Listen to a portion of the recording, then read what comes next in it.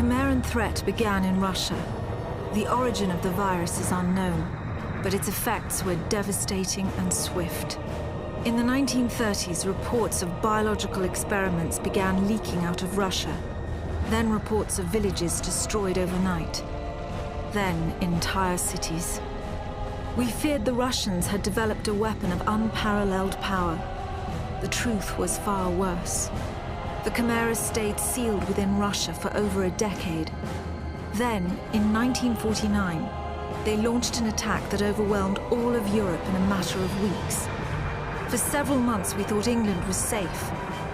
But in October of 1950, the Chimera burrowed under the Channel. We had prepared for them, but in 3 months' time, the war was lost. We abandoned the cities to the Chimera and retreated to scattered military bases and outposts. The Chimera had won. Alright, so the Resistance universe is set in an alternate reality Earth that diverged from our own world in the 1900s. For one, Resistance's World War I led to a very prosperous European alliance and world peace. This in turn prevented the Great Depression, the rise of Nazism in Germany, World War II, and the Russian Revolution. Instead, you get an incredibly isolationist Tsarist Russia. After World War I, they set up a communications blackout with the rest of the world and built a wall, the Red Curtain, along its European border. The other big divergence is the 1908 Tunguska event. While ours is merely a meteorological oddity, in the Resistance universe it is ground zero for the Chimera invasion. The Chimera make a great foe because the developers had enough restraint to keep them genuinely mysterious. We never really find out what exactly they are. What we do know is that they came to Earth from an asteroid, reproduce using human bodies, are highly intelligent, and are hyper-aggressive. And yes, I said that they reproduce using human bodies.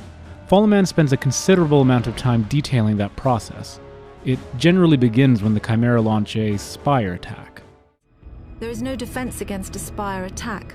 By the time you see them in the air, it's already too late. After impact, the spires release swarms of crawlers. Literally thousands of them can come from a single spire. Whole cities have been infected in minutes. After the crawlers have done their work, the Chimeras send in carriers to collect the dormant victims. The role of the carriers is to transport infected humans to conversion centers. It's at these locations that the Chimeran creatures are born. The conversion center was built on top of an old fish cannery. Networks of tubes transported the bodies from one stage of conversion to another. Once humans are infected by the Chimeran virus, they fall into a coma. The virus begins changing their bodies from the inside out, eventually turning them into one of the Chimeran creatures. The conversion centers simply speed up the process. During the second phase of the conversion process, the humans are wrapped in cocoons. This accelerates the final stages of the conversion. What emerges from the cocoon is determined by the strain of the virus. Each Chimeran creature is created by a separate strain. What we call hybrids, the ones that most closely resemble humans, have the shortest gestation period. The more beastly creatures take months to create and are made from multiple human bodies.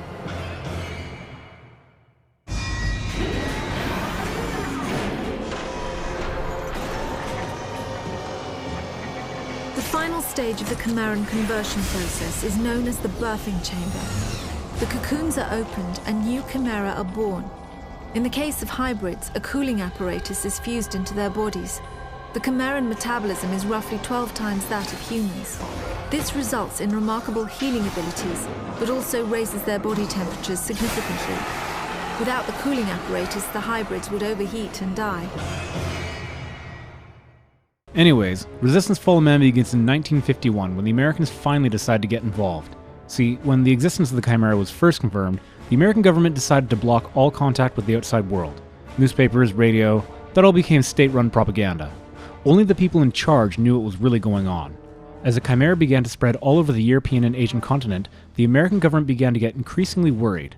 It's in 1951 that the British offered the Americans a secret weapon, something that couldn't be reproduced, and could potentially be used to defeat the Chimera. The Americans decided to send in supplies and military support in exchange for this weapon, and thus we have the basis for Resistance Fall of Man. And so the US military goes to England, Amongst those forces is a certain Sergeant Nathan Hale. Unfortunately, the English had just been routed once again, so there's no way for them to warn the Americans that the Chimera are waiting for them. The Americans arrive and are decimated by Chimeran ground forces and spire attacks. Nathan Hale is caught in one of the spire attacks, but instead of getting infected, it turns out that he has some sort of resistance and gets superpowers, regenerating health and improved speed and strength. Now he joins up with Follow Man's supporting cast of characters, a Captain Rachel Parker and Lieutenant Stephen Cartwright. Parker is Follow Man's cutscene narrator and radios in objectives during the game, and Cartwright fights alongside Hale on the battlefield. The first half of the game is spent trying to get the British secret weapon. This turns out to be a captured Angel, the most powerful Chimera currently known to exist. The Chimera use vast tunnels and power conduits to mobilize their army around the British Isles. At each tunnel nexus is a vast tower. Within each tower is an Angel. The Angels are telepathic and appear to be what are controlling the vast Chimeran armies in each region. Anyways, Hale finds the Angel, but it tries to control him, so he kills it. Not long after that, you get a mid-game revelation. The Chimera aren't building those conduits and towers, they're excavating them. Yeah, so as it turns out, they've been on Earth this whole time. The Chimera just knew they were there and are activating them. The rest of the game is spent fighting your way to the primary tower in London, where the combined American and British forces make a last-ditch attack. They succeed in overloading the tower's reactor, causing a chain reaction that detonates every tower in the UK, along with every Angel hidden within them. With all the Angels dead, their psychic link is severed, and every Chimera troop dies within minutes. It is assumed Hale died in the explosion, but a post-credits cutscene shows him being found in the snowy wilderness by a group of mysterious soldiers in black.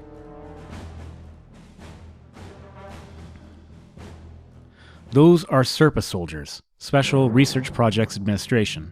They are an American Black Ops military group created to stop the spread of the Chimera. Their methods largely revolve around developing vaccines to create super soldiers and reverse engineering Chimeran weapons. They're pretty good at their job, but the sheer strength and number of the Chimera often trump their abilities. Throughout Follow Man, you can find intel and corpses of SRPA agents that hint of backstory. Through these, we learn a bit about Dr. Fyodor Malikov, Russia's leading biological expert. He worked for the Russian government when the Chimera first appeared. His research led him to the Tunguska crater, where he found a sample of pure Chimeran DNA. From that sample, he created a vaccine which was used on Russian soldiers to make them immune to crawler infections, while simultaneously giving them beneficial Chimeran traits, namely super strength, speed, and health regeneration. Sound familiar? Tens of thousands of Russian soldiers were inoculated, and for a while everything seemed fine and they were very successful in fighting off the Chimera. Didn't last. Within the year, they started suffering from nightmares and psychotic breaks. They started calling Malikov their father and referred to themselves as his children. They claimed to have visions and believed that blood spoke to them.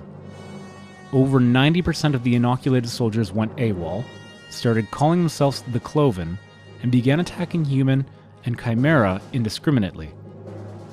Malikov was forced to go into hiding, where he was eventually acquired by SRPA. Under SRPA, Malikov continued to experiment with the Chimeran vaccine. He became the director of what was called Project Abraham, where various vaccines were tested on humans. The results were often spectacular failures, with subjects either dying in various grotesque ways, or killing a bunch of SRPA researchers and damaging property, before also dying a horrible death. Of those tested in the original experiments, only 3 people survived: Joseph Capelli, Jordan Adam Shepard, and Nathan Hale. They were taken to SRPA Station Genesis for further observation. Capelli eventually wound up working as a SRPA operative, but we'll come back to him. Shepard had an immunity deficiency and wound up reacting to the virus in odd ways.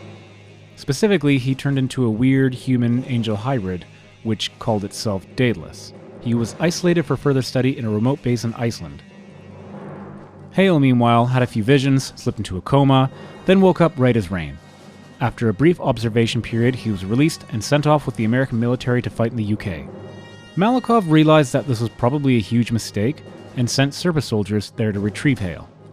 This accounts for the various dead SRPA agents occasionally found throughout Follow Man.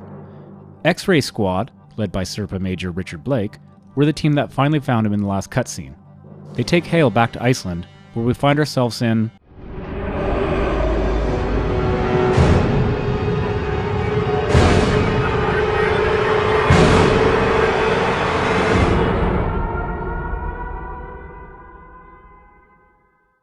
Blake and Hale arrive on Iceland just in time for a Chimeran attack. They make their way to safety, but not before they unwittingly unleash Daedalus on the world. Daedalus cryptically says, "They're calling to us, can't you hear them? It's beautiful," and flies away. Blake and Hale find Malikov, they fly back to the United States, and we get introduced to the Sentinels. While Hale was fighting the good fight, Malikov was busy implementing his latest and most successful vaccine to create American super soldiers.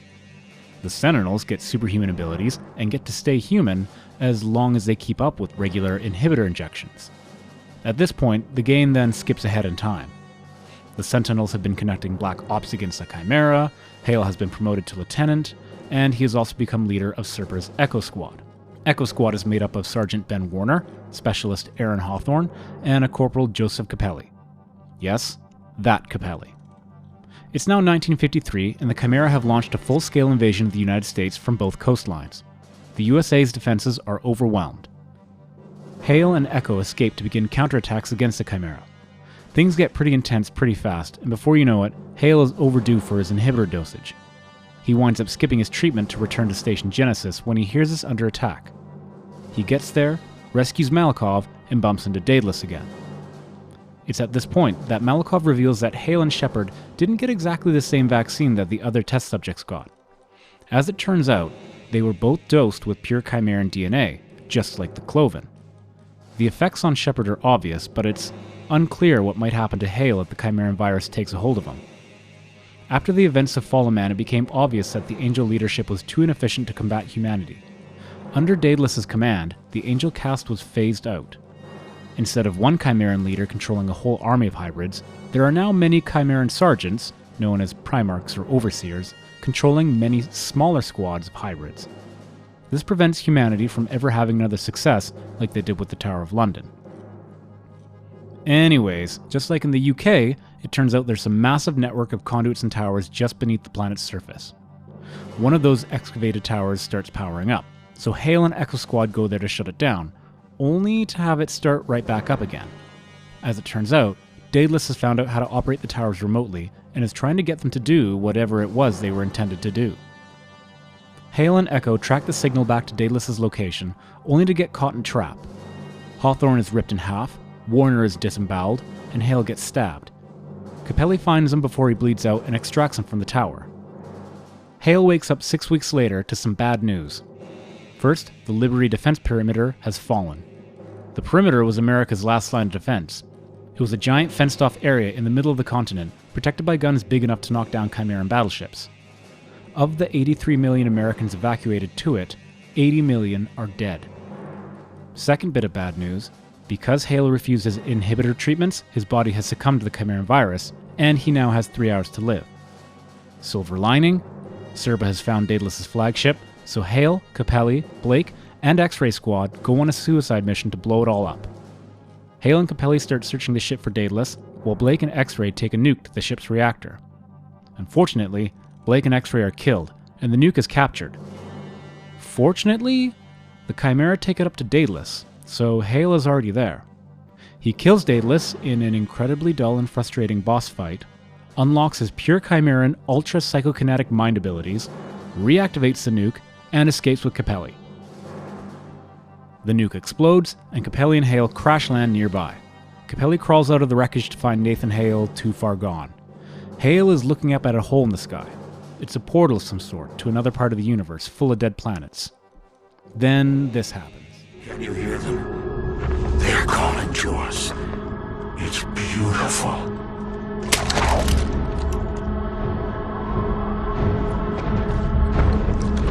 Stay back. This is just the beginning.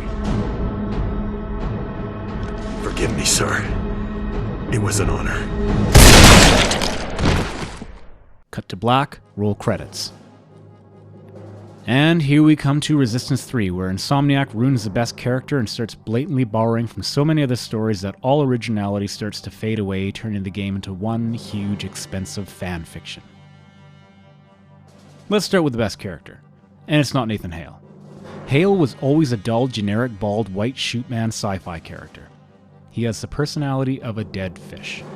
His defining character traits are that he was stoic and determined, I guess? Even when they flesh out his backstory in the novelizations, it never really went anywhere.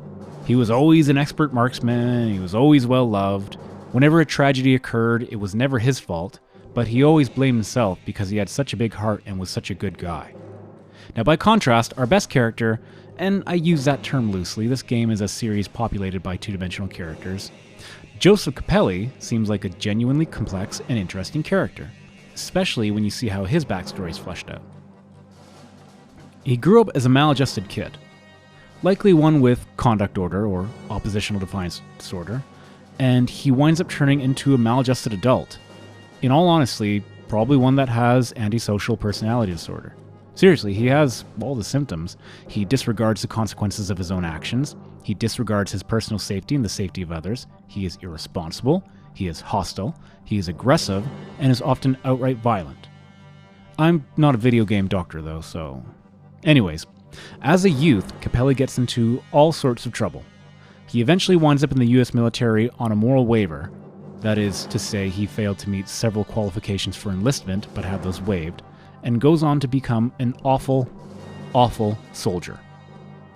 He's totally insubordinate, doesn't get along with others, and winds up getting court-martialed after openly criticizing his superior officers.